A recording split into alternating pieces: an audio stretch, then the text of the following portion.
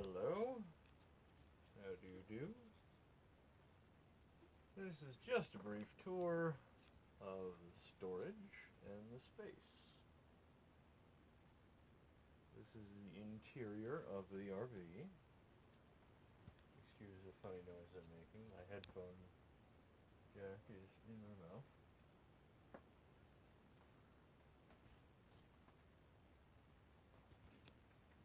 So here's the first closet. It is next to the fridge. It is the size of the fridge for reference. Here's my hand on the fridge for scale. There's my reflection, also presumably for scale. And here's the closet. And there are some Ren Fair costumes. Please disregard them. Here is the sink and washroom area. And that is the door to the bathroom with a full mirror. But here by the sleeping area, this is the full-size mattress.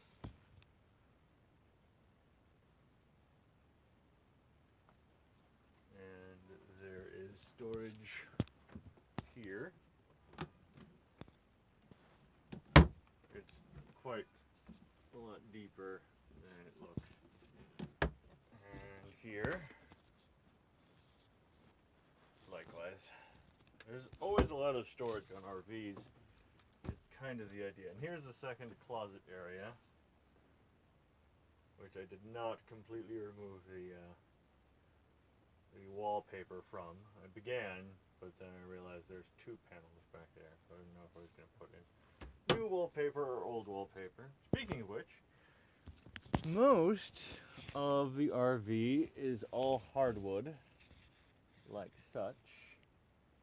And it had very old, very ugly wallpaper, which is still on in the kitchen area, and I did not like it. But I really liked the look of the nice wood paneling that I could expose if I removed some of it. So you'll see in most of the places I expose the paneling, which if you give it a brush down with like lemon oil looks absolutely gorgeous.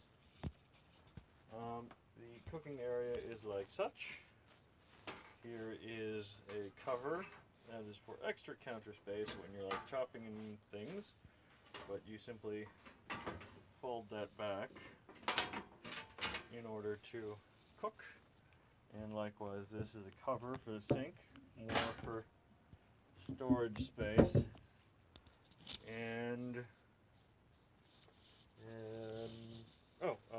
here are all the papers associated with the RV that I could find, as well as any weird spare parts. I found that this spare part is actually, it goes to the other side of the folding mechanism. There's a wall hanger that I took down so that I could do the wallpaper. Here's the knob to the air conditioner. As you can see, it just needs to be glued back in place, but I couldn't figure out a way to glue it without accidentally getting glue on the outside, making it still inoperable. Although, I have some theories about putting a dab of glue inside of a straw. Anyway, so back to this. This is the eating nook area, which if you unscrew these two beams, I'm not going to do that now because it would send all of my papers crashing to the ground. If you unscrew these two beams, you can place these down on top of the table, which comes down and rests on these pieces of wood to form another sleeping area.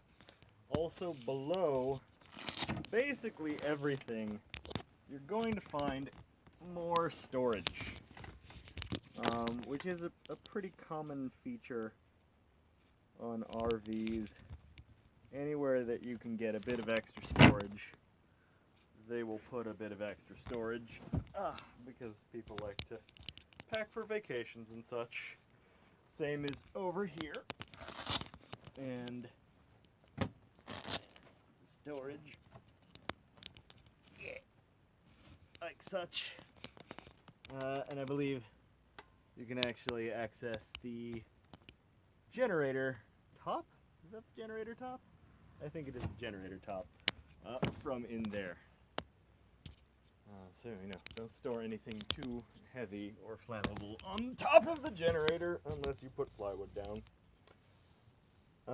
This is where most of your power supply issues are going to come from. I noticed that you were very worried about the wattage on the generator. However, that's not what is going to be the main throttle for your electronic devices. How the generator works, all the generator does is it powers the battery. And then this draws power from the batteries, the house batteries, which I do not currently have working ones. But you're going to notice that this was designed to take a certain amount of voltage and or wattage. No, voltage.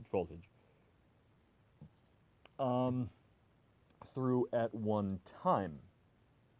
You can basically run any standard equipment. You're not going to have any trouble with like computers, sound systems, anything like that. Oh, I should go take a look at the sound system. It is going to probably short out if you try and plug in, let's say, a hot plate that is running at the same time as you are running like an extra space heater.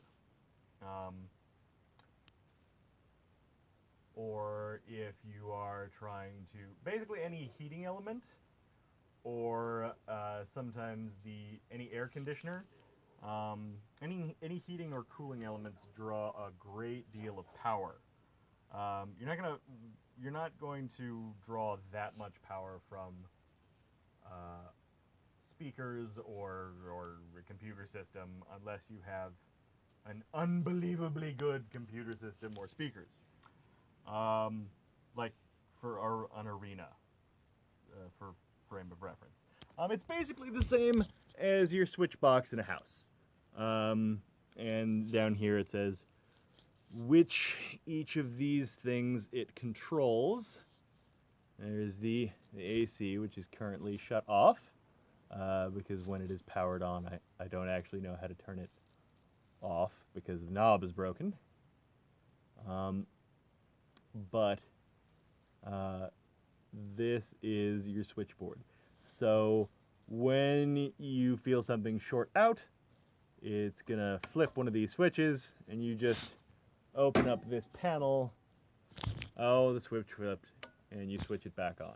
That's pretty standard, just like in a house. But yeah, your power is coming from your battery. The wattage of your generator just determines the rate at which your batteries are being charged.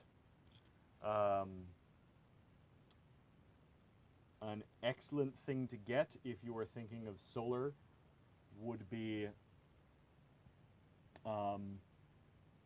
a system for controlling the charge rate of a battery bank, and one that can alternate between sources. That way you could, if it was, say, a cloudy day and you had solar panels, say, I'm going to switch to my generator, and you could run the generator for a while, and then charge the battery off of solar later on when the sun came out, so you don't have to use gas.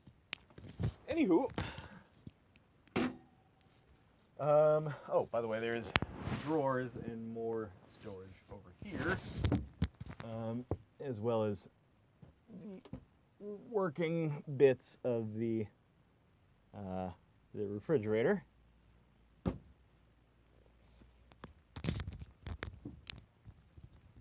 The refrigerator works very well. It has a freezer, as you can see, and this, as you can see, we predominantly use this as a spare fridge for most of the time. Now, when I say homemade backup camera, this is what I was talking about. This was installed by the previous owner, who I take it was a bit of an electronic enthusiast. It's not part of the RV, but he wanted me to keep it because he felt it was helpful. However, I try to avoid backing up the RV unless there is someone there actually telling me a bit more, stop, no, keep